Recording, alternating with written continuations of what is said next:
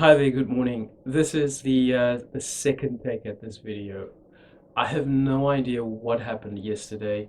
Um, Everything just went pear-shaped in terms of my audio setup. And usually I actually set up everything so that the audio is perfect and the audio is crisp. I sometimes do have problems with my lighting. It's just one of those things. But for some reason I just couldn't get the audio right and I made corrections. I tried everything that I could to make it sound less as if I was sitting inside of a bottle under the sea. And unfortunately I don't think it worked. So I have decided to just re-record it just to give you that information that I made in the first video. I'll just make that available to you in this one. So let's just quickly change over to obviously MyHeritage. Apologies, it's early in the morning in Cape Town, so we do have cars running past us. So every once in a while you might hear a car. So here we've got the MyHeritage website. This one you're probably very much familiar with as well because you're also on MyHeritage. So the first thing I quickly want to mention is that I've been talking a lot about this GED file or GEDCOM file, and GEDCOM, or rather GED, is very much the standard of family history research. It is almost the best way to think about it is if you think about Word or you think about Microsoft Excel or Microsoft Word, the first thing you will think about in terms of extensions will be .doc for Word or .xls for Excel. Same thing with genealogical research. GED or .ged is the standard. So GEDCOM is the standard for genealogical research, and particularly for these websites that we are using. So MyHeritage uses GEDCOM. I believe Ancestry uses it. Geni also uses it, and a whole host of others. What it means is that if you do have a GEDCOM file or you've made a copy of a GEDCOM to your computer, you can actually upload that to any website where you're doing family history research, or alternatively, if you have an application on your computer, you can also use that as well. Also, nice thing about a GEDCOM file is that you can share it with friends, you can share it with family. So how do we get there? Well, obviously, if you go under family tree, you'll notice there's family tree, there's my family tree, my photos, and then also the import GEDCOM function. I'll quickly click on that just to show you what that's all about. So the import GEDCOM is really if you do have a GED file available already. For the moment, we don't. We haven't downloaded anything. So I'm going to go back to family tree. But for me to actually get a GEDCOM or a GED file, I go down to manage tree or manage trees, and I'll just have to manipulate this little screen on the side here. All right. So this is generally under family trees. If you're doing multiple family trees, you'll obviously have a whole bunch of them. You'll have a whole series of different family trees that you can work on. But the big thing here, ultimately just above delete, is the export to GEDCOM function. If you click on export to GEDCOM, it takes you to this little site or this little box, and it says export family personal photos, export family tree, or include photos in the export. This is where it gets a little dicey, and this is where I'm not too happy about MyHeritage, in that actually doesn't happen. What you do get is you do get the GED file, you get the GEDCOM file, but you're not necessarily going to get all those photos. Those photos are saved on an Amazon server. I personally haven't had any luck in terms of actually getting a bulk copy of those photos. So what I normally do is, I keep a backup of all my photos onto my computer and onto OneDrive. But in any case, if you want to have a GED file, you just start, begin the export, and then it will say your GEDCOM file is being generated, and it can take up to 20 minutes. It can go to 30 minutes. It will take as long as it can, depending on the size of your family tree. So for mine, it's, as you've probably seen in the previous video, I'm actually dealing with a fairly large family. I've got multiple members within this family, and then I've also got multiple people actually helping me doing research on parts of their family or parts of their family history. So what does the GED file actually look like? Well, this is on my OneDrive account. So what I do, another thing I also do is I try to back up everything, and so I use OneDrive as my means of backup, just in case my PC dies or just in case something happens. So the GED file is pretty much this. You can name it whatever you want. I just name mine Middleton 2005-2021. This just means that I made a backup on the 20th of May of this year, and that this is that backup of the file and the backup of all the information that I have on MyHeritage. That actually reminds me that I actually do need to make another backup. Then sometimes what I do is I'll keep an archive of all the backups that I've made already, and that's just for my own purposes. That's just because I'm working with other people, just in case they make a mistake, then I can just import the GED file, or I can make changes that I need to. Right, so let's quickly go back to MyHeritage. So as I've mentioned, the photos, unfortunately, they don't come with the GED file. I still need to find out how exactly I can get the photos that I've uploaded onto GED in a form that I can then import it directly as I would with a GED file. And I haven't discovered a method for that yet. Unfortunately, so far it's just been manually, so I've been manually uploading them. But the other really cool thing about GED or GEDCOM files is ultimately that you can import it into other software. And this software that I'm using here is something called Gramps. And the really nice thing about Gramps, if you can see here, is Gramps is open source. So what open source means is that it's completely free. It is not a commercial product. It is not something that you have to buy.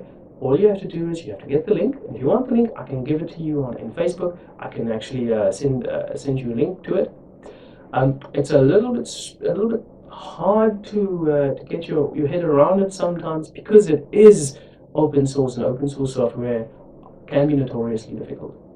But in any case, I've taken my GED file that I've saved on my computer, and then I've actually imported my family tree. And all it says here, it gives me all the top surnames, all the individuals that are in my family tree. It might even give you relationship information. So for instance, who's related to whom, all that kind of stuff. There's also, it will give you information about the families. And all of this you can actually edit if you need to. But the nice thing is that if you're looking at a chart, it actually gives you the same level of information, or the same level that, or the same information that you would actually get on MyHeritage. So in that sense, it is almost the same, really. It's really the same as MyHeritage. The only difference is that you are now using it offline. You've got it on your computer. You can take it with you. You can put it on the laptop. If you need to go show a friend or go show a family member and they don't have an internet access, you can then show them your GED file. So this is just a couple of charts that you can generate within this application. For some reason, it doesn't come out so nicely in the video, but this is my name is here. This is mine, and then also it will show my wife's on one side. You can manipulate all sorts of stuff. You can do really nice things with Gramps. As I said, Gramps is completely free. All it needs your GED file, and then you can then add that in. All right, so that's really the interesting thing about Gramps as well. You can also have, it will show you where all your family members are from in terms of geography, so that information you can also add into Gramps. The other thing that I like about it is that it gives you more information in terms of the sources. And sources are very important when you're doing any sort of family history research, because we want to make sure that the source of that information is valid. Um, if you go onto MyHeritage or even onto Ancestry, there's so many reports out there. There's so many family trees that people have uploaded, and you might have gotten a couple of notifications that will say that this person might be related to you because you share maybe the same, that someone in the family has the same name.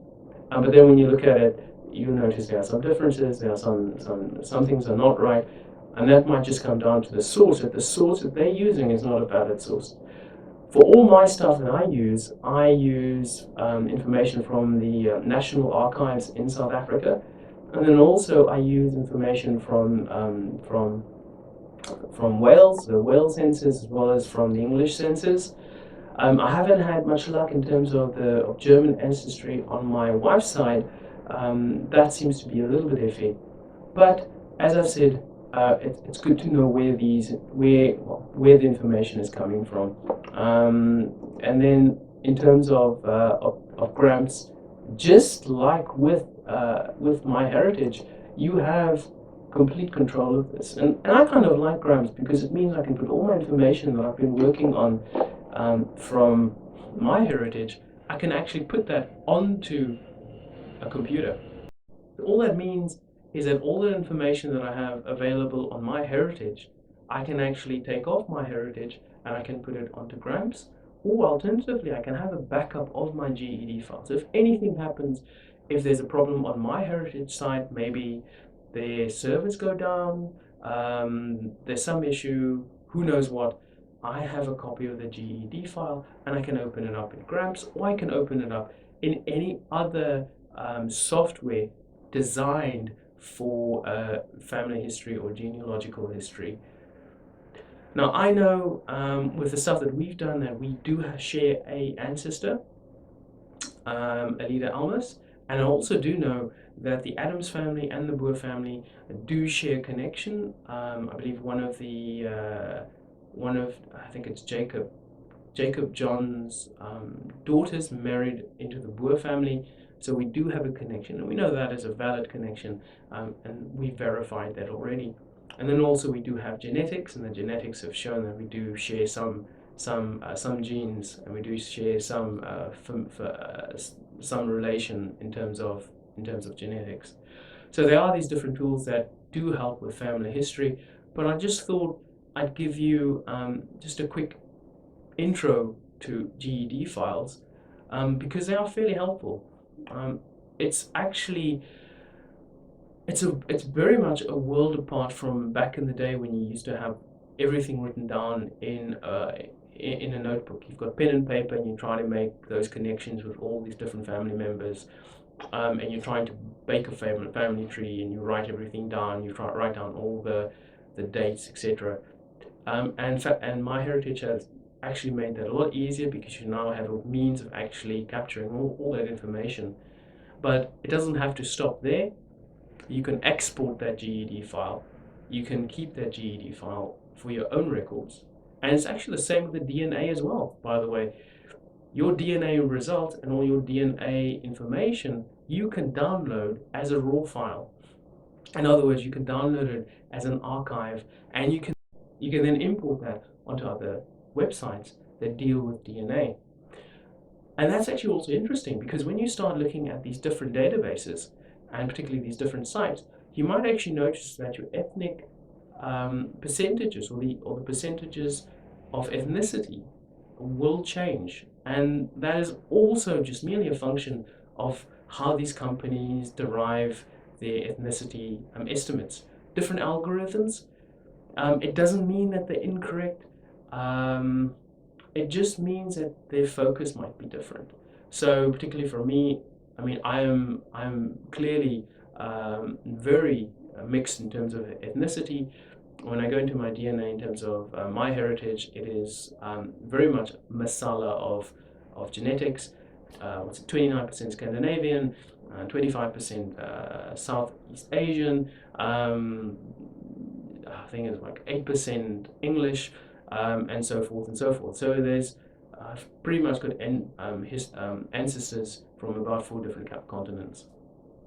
If I take that information and upload it into a database which is more orientated towards Africa, for instance, then those Africa percentages and those Africa categories actually become more broader, and I get a better understanding. It will give me more information in terms of where, what does West Africa mean? What does it mean to have an ancestor from West Africa?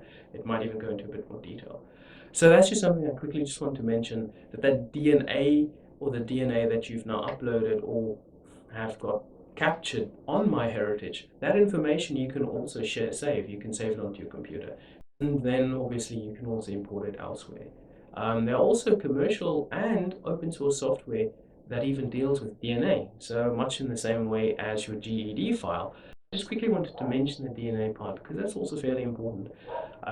So if you do get the DNA report for MyHeritage, the percentages, I wouldn't put too much stake on those. If it says 29% Scandinavian, or it says 70% Scandinavian or 70% English, that in itself is interesting, and it's interesting for yourself, but also be mindful of the fact that when you put that information into a different database, those percentages and those numbers are going to change. They're going to change ever so slightly, or they might even change significantly. They might even go down quite considerably, and you'll see that other ethnicities and groups increase in their numbers, and that's purely a function of the algorithm of what they're using in terms of their ethnicity and their ethnicity estimates. It doesn't mean that the ethnicity estimates are wrong. It just means that how they derive those ethnicity estimates differs. And that's pretty much it. So I do hope that you enjoy the second version of my video and that it's a lot more clearer. And I do apologize for the previous one, which I have no idea what happened. I'm still baffled. I don't know what happened with the settings. Maybe I actually was underwater and I was trying to do something underwater. In any case, if you want me to do more videos in terms of this side, in terms of the family history side, please just give me a call. Send me a message on Facebook. I'm more than happy to do this and make more videos. Okay, anyways, thanks. Have a good week, and I'll chat to you on Facebook. Cheers.